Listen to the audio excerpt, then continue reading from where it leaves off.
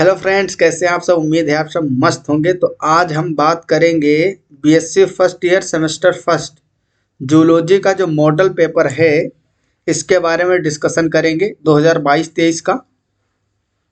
बहुत ही इम्पोर्टेंट है, क्योंकि इम्पोर्टेंट इसलिए है जितने भी BSc first year semester first के स्टूडेंट हैं, फर्स्ट सेमेस्टर, चाहे किसी भी यूनिवर्सिटी से हो, किसी भी यूनिवर्सिटी से, आपके एग्ज़ाम नवंबर से दिसंबर के बीच में होने हैं फर्स्ट सेमेस्टर के।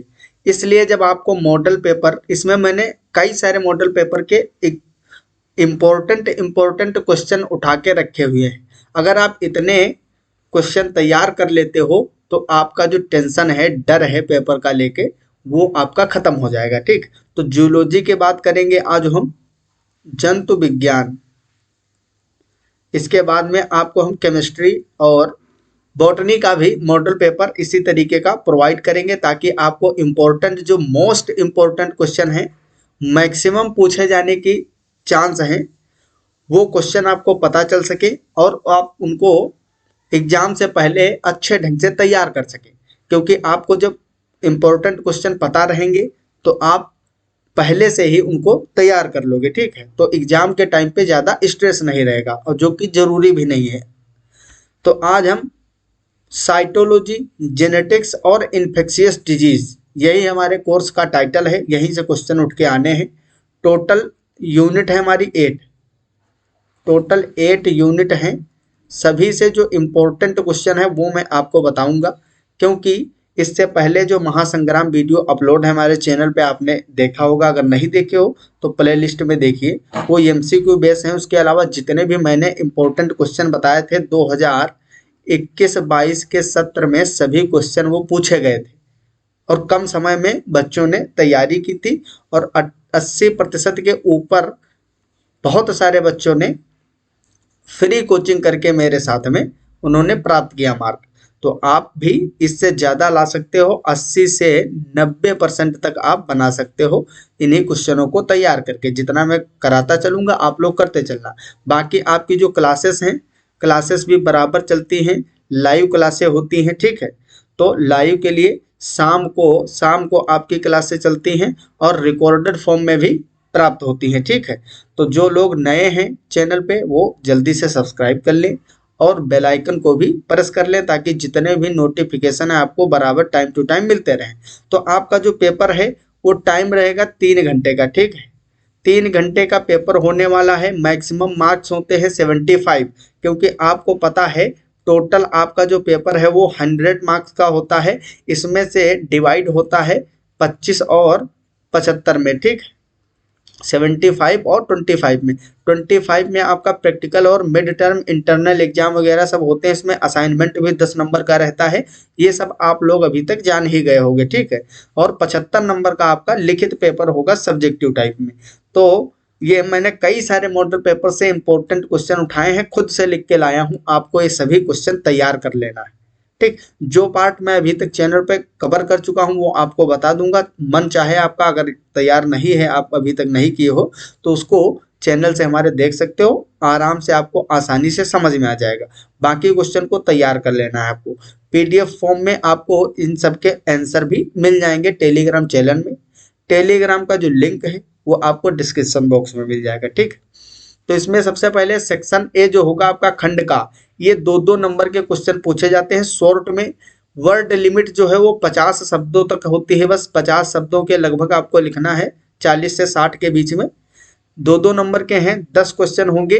पूरा 20 नंबर का ये सेक्शन आपका तैयार होगा। इसमें कुछ भी चूज करने को नहीं, जितने क्वेश्चन है सभी कंपलसरी है, सब आपको करने हैं, अथवा करके कोई नहीं रहता है। ठीक, नोट यहाँ पे लिखा हुआ, अटेम्प्ट ऑल क्वेश्चंस, सभी प्रश्नों के उत्तर देना है, और वर्ड लिमिट 50 शब्दों तक सीमित है। पहला क्वेश्चन, जियार्डिया इंटेस्टाइनेलिस। अब जियार्डिया आपको पढ़ना है, इन्फेक्शियस डिजीज जो आपकी यूनिट है उसमें आपको जियार्डिया स्पीसीज पढ़नी है। जियार्डिया क्या है? एक इन्फेक्शियस प्रोटोजोवन है। इससे इंटेस्टाइन जो होती है हमारी छोटी आंत, उसमें डिजीज कॉज होता है। तो ज़्यादातर इसकी स्पीसीज तो कई सारी है, लेकिन इंपॉर्टेंट स्पीसीज जो है वो है इंटेस्टाइनेलिस। जियार्डिया इंटेस्टाइनेलिस पे क्वेश्चन खूब ज़्यादा पूछे गए हैं अभी तक और फिर पूछे जाने की संभावना है। सेकंड है आपका ट्राइपेनोसोमा गैम्बियंस। अब ट्राइपेनोसोमा भी आपको पढ़ना है। तो ट्राइपेनोसोमा की कई सारी स्पीसीज होती हैं। ये रोग करता है स्लीपिंग सिकनेस। कौन सा डिजीज कॉज करता है? Sleeping sickness. Sleeping sickness. Sickness, ठीक, मतलब निद्रा कारक रोग। निद्रा कारक रोग फैलाता है, ठीक। तो गैम्बियंस स्पीसीज जो इसकी है वो ज़्यादा इंपॉर्टेंट है। ट्राइपेनोसोमा गैम्बियंस आपको तैयार करना है। ये आप हमारे चैनल पे पूरा नोट्स भी मिल जाएगा। क्लास में ही मैंने अच्छा जितना इंपॉर्टेंट चीज़ें थी नोट करवा दिया हूँ। जियार्डिया और ट्राइपेनोसोमा ऑलरेडी अपलोड है।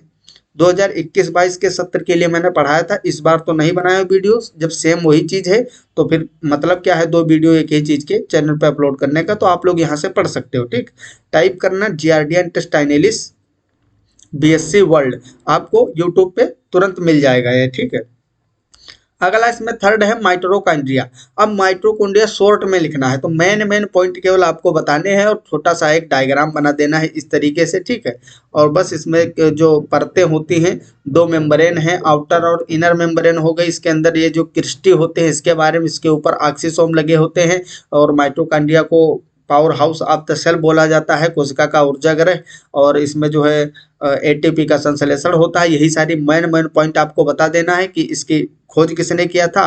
कोलिकर ने सबसे पहले देखा था। सी बेंडा ने सबसे पहले माइटोकॉन्ड्रिया नाम दिया था। इंपॉर्टेंट पॉइंट आपको बताना है। इसका लेक्चर भी आपको मिल जाएगा, आप देख सकते हो। उसमें सभी इंपॉर्टेंट पॉइंट मैंने डिस्कस किए। अगला क्वेश्चन इसमें पूछा जाता है पेडिग्री एनालिसिस, मतलब पीढ़ी एकांतरण। जो ये देखो जेनेटिक्स से क्वेश्चन है। कहाँ से? जेनेटिक्स, माइटोकॉन्ड्रिया वाला साइटोलॉजी से। जेनेटिक्स में जो पीढ़ी एकांतरण है, पेडिग्री एनालिसिस आसान चीज है। इसमें रोगों की जो पीढ़ी एकांतरण होता है, मतलब एक कुछ जो जेनेटिक डिजीज होते हैं, आनुवंशिक रोग, वो एक पीढ़ी से दूसरे पीढ़ी में फैलते हैं। कई सारे रोग आप शायद आपके संज्ञान में हो, आपको पता हो कि बहुत सारे ऐसे रोग होते हैं जो माता पिता से बच्चों में ट्रांसफर हो जाते हैं। तो उस किस तरीके से वो ट्रांसफर होते हैं पीढ़ी दर पीढ़ी, वही इसमें समझना है। फिफ्थ है इसमें डाई हाइब्रिड क्रॉस, मतलब द्विसंकर क्रॉस। ये आपका जेनेटिक्स है, मेंडेल के लॉ से, ठीक है।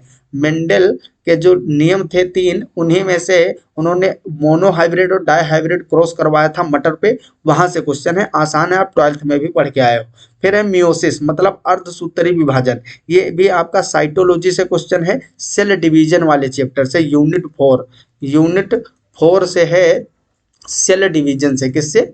सेल डिवीजन से है। अगला क्वेश्चन है डीएनए एंड आरएनए में अंतर। तो ये आसान क्वेश्चन है, आप लोग पहले से ही जानते रहते हो डीएनए आरएनए में क्या बेसिक अंतर होते हैं। ये सभी आपको लिख के आना है, याद कर लो अभी। 8वां इसमें जो है क्वेश्चन, स्ट्रक्चर ऑफ क्रोमोसोम, गुणसूत्रों की संख्या आपको पता होनी चाहिए, ठीक है। थर्ड यूनिट है, थर्ड यूनिट से है क्वेश्चन, जो कि थर्ड यूनिट इस बार वाले सत्र में भी अभी चल रही है। हम स्टार्ट किए हैं। थर्ड यूनिट का एक लेक्चर भी अपलोड है, आप लोग चाहो तो उसको देख सकते हो। बाकी हम आगे इसके कंटिन्यू लेक्चर आपको मिलते रहेंगे। 9 नंबर पे है साइटोस्केलेटन, मतलब कोशिका पंजर। साइटोस्केलेटन में माइक्रोफिलामेंट, माइक्रोट्यूब्यूल, ये सभी चीजें आपको बताना है कि कौन सी किस चीज से मिलकर बनी होती है। केवल मेन पॉइंट बताने हैं। और लास्ट है बैक्टीरियल डिजीज, मतलब जीवाणु जनित रोग। ये आपका इन्फेक्शियस डिजीज वाले यूनिट से है। तो ये जो शॉर्ट नोट हैं, अगर 10 आप तैयार कर लेते हो तो इसमें से मान के चलो 8 तो पक्का मिल ही जाएंगे। तो इसके चांस बहुत ज़्यादा हैं आने के। अब हम बात करते हैं सेक्शन बी की, खंड खा। इसमें टोटल 5 क्वेश्चन आपको करने हैं। 7 नंबर का एक क्वेश्चन होगा, टोटल आपका 35 नंबर का बनके तैयार होगा, ठीक। Attempt any 5 question in 200 words. अब आपको क्वेश्चन इसमें 6 से 7 दिए रहेंगे, करने सिर्फ 5 होंगे, ठीक। तो जो आप चाहो, जो आपको आता है वही आप कर दोगे। दूसरी बात, जो हिंदी मीडियम वाले स्टूडेंट हैं वो क्या करें, अगर टोटल इंग्लिश में नहीं लिखना अभी उनको आया है, अच्छे से नहीं समझ में आती इंग्लिश, तो एक काम करें, अभी से लिख लिख के प्रैक्टिस करना स्टार्ट करें। और दूसरी बात, हिंदी और इंग्लिश आप मिक्स करके लिखोगे तब भी आपको बढ़िया नंबर मिलेंगे, ठीक है। तो आप ये काम कर सकते हो, हिंदी और इंग्लिश दोनों एक में मिक्स करके भी लिख सकते हो, ठीक है। तो पहला इसमें क्वेश्चन जो इंपॉर्टेंट बनता है, describe the structure and chemical composition and function of mitochondria. मतलब जो माइटोकॉन्ड्रिया है इसका केमिकल कंपोजिशन मतलब किस चीज से मिलकर बना होता है, स्ट्रक्चर क्या होता है और इसके कार्य क्या है, फंक्शन, संरचना, रासायनिक संगठन और कार्यों का वर्णन करना है। ये 7 नंबर में आपका क्वेश्चन पूछा जाता है। Second question, explain the structure and function of nucleus. ये काफी इंपॉर्टेंट क्वेश्चन है, ठीक है, यही पूछे जाते हैं हर बार। केंद्र की संरचना तथा कार्यों का वर्णन कीजिए। एक बात और, आप लोग ये मत सोचो कि आप किस यूनिवर्सिटी से हो, किसी भी यूनिवर्सिटी से हो सभी क्वेश्चन यही आने हैं, जैसा मैं बता रहा हूँ, ठीक, मैं अपने एक्सपीरियंस के अकॉर्डिंग बता रहा हूँ, तो आपको ये चीजें माननी ही पड़ेंगी, विश्वास करना पड़ेगा, ठीक है, हर जगह यहीं से क्वेश्चन आएंगे। तो 2 क्वेश्चन ये हो गए। तीसरा क्वेश्चन जो है हमारा, question number 3, describe the structure of deoxyribose nucleic acid, मतलब डीएनए। अब देखो ये लॉन्ग में पूछा जा रहा है, तो डीएनए का स्ट्रक्चर पूछा, इसमें आप बेसिक स्ट्रक्चर बनाने के बाद में आप वाटसन और क्रिक का जो मॉडल था डबल हेलिक्स वाला द्विकुंडली मॉडल, उसको आपको साथ में जरूर बताना है, तभी आपको साथ में 7 नंबर मिलेंगे। And compare it with that of ribose nucleic acid, मतलब आरएनए से कंपेयर करना है आपको, दोनों के स्ट्रक्चर बनाने हैं, उसमें अंतर कंपेयर करने का मतलब यही तो हुआ, दोनों में क्या डिफरेंसेस हैं और क्या सिमिलरिटी है, तो उसको कंपेयर करना है, ठीक है। डीऑक्सीराइबोज न्यूक्लिक अम्ल की संरचना बताइए तथा उसकी तुलना राइबोज न्यूक्लिक अम्ल से कीजिए। अब ये अथवा करके होगा क्वेश्चन, इसमें आपको और करके मिल सकता है, describe Watson and Crick model of DNA and distinguish between DNA और आरएनए। तो वही क्वेश्चन सेम है, थोड़ा सा बस बदला हुआ है, इसी तरीके के आपको क्वेश्चन देखने को मिलेगा। ये 7 मार्क का है, कितना, 7 नंबर का है। बहुत ही केयरफुली आपको क्वेश्चन करने हैं विद हेडिंग, बढ़िया बढ़िया जितनी भी हेडिंग रिक्वायरमेंट है सभी आप हेडिंग भी डालोगे, ठीक। तो ये हो गए आपके क्वेश्चन। इसके अलावा ये 5वां क्वेश्चन है आपका, describe first prophase of meiosis with the help of labelled diagram. मतलब इसमें चित्रों की सहायता से आपको अर्धसूत्री विभाजन की प्रथम जो प्रोफेज होती है इसको बताना है। ये जो प्रथम प्रोफेज है आप समझ रहे होगे, केवल प्रोफेज समझाना है 7 नंबर में। इस प्रोफेज में जो प्रोफेज फर्स्ट होता है आपका, प्रोफेज फर्स्ट, इसमें कई सारे प्रावस्थाएं आती हैं, जैसे कि इसमें आता है लेप्टोटीन, लेप्टोटीन आएगा, जाइगोटीन आएगा, जाइगोटीन आएगा, इसके अलावा आपका इसमें पैकेटीन आएगा, ठीक, पैकेटीन हो गया। फिर इसके बाद में डिप्लोटीन आएगा, डिप्लोटीन, उसके बाद में आपका डाइकाइनेसिस आता है। तो 5 प्रवस्थाएं हो गई। तो ये छोटा क्वेश्चन नहीं, आप डिटेल में लिखोगे तो 7 नंबर का क्वेश्चन बनके तैयार हो जाता है, पूछा भी जाता है। और नामांकित चित्रों की सहायता से बताना, मतलब सेल का साथ साथ आप डायग्राम भी बनाओगे कि किस प्रावस्था में सेल के अंदर क्या क्या चेंजेस होते हैं। अगला question, question number 6, right an essay on the multiple alleles. आपकी जो यूनिट है सेक्स डिटर्मिनेशन और मल्टीपल एलिलिज्म वाली, वहां से क्वेश्चन है जेनेटिक्स से। मल्टीपल एलील्स के बारे में आपको पूरा एक निबंध लिखना है, एसे लिखना है, बहुविकल्पी एलील्स पर संक्षिप्त टिप्पणी लिखना है, ठीक। तो ये 7 नंबर में क्वेश्चन पूछा जाता है। अगला क्वेश्चन है question number 7, describe the life cycle of giardia. मतलब जियार्डिया की लाइफ साइकिल आपको बताना है, जियार्डिया के जीवन चक्र का वर्णन करें। ये भी ऑलरेडी हम कवर कर चुके हैं, चैनल पे अपलोड है, आप उसको देख सकते हो, ठीक है।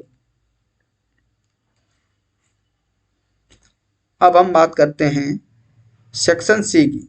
सेक्शन सी जो खंड सा है, इसमें आपसे 2 क्वेश्चन पूछे जाते हैं, वो भी 10-10 नंबर के होते हैं। टोटल 10 मार्क का एक क्वेश्चन होगा, 2 क्वेश्चन पूछे जाएंगे, 20 मार्क का हो जाएगा, ठीक है। तो यहाँ से देखो 20 नंबर का आपका हुआ सेक्शन ए, 20 नंबर का सेक्शन सी और 35 नंबर का हो गया सेक्शन बी। तो टोटल आपके 75 नंबर का इस तरीके से होता है, ठीक है। टोटल 75 मार्क का हो जाता है पेपर पूरा। यहाँ पे क्वेश्चन आपको right an essay on sex linked inheritance, मतलब लिंग सहलग्न वंशागति पर निबंध लिखना है। ये जेनेटिक्स का आपका क्वेश्चन है, कहाँ से उठाया गया है, जेनेटिक्स से। तो ये बहुत इंपॉर्टेंट पार्ट है क्योंकि यहाँ से शॉर्ट में भी क्वेश्चन को बनते हैं। तो ये सेक्स लिंक्ड इनहेरिटेंस जो है, सेक्स लिंक्ड डिजीज के एग्जाम्पल आपको देने पड़ेंगे यहाँ पे। ऑटोसोमल सेक्स लिंक्ड डिजीज और जो सेक्स लिंक्ड होते हैं, ये सब आपको बताना है। Discuss the different types of genetic interaction, ये भी इंपॉर्टेंट है। इसमें आपको मेंडल के लॉ वगैरह भी सब दिखाना है। विभिन्न प्रकार के आनुवंशिक इनहेरिटेंस जो होते हैं, जेनेटिक इनहेरिटेंस की व्याख्या करना है। या फिर थर्ड क्वेश्चन है आपका, आप देखो 2 क्वेश्चन करने हैं लेकिन आपको 3 मिलेंगे, उनमें से आप कोई भी 2 कर सकते हो।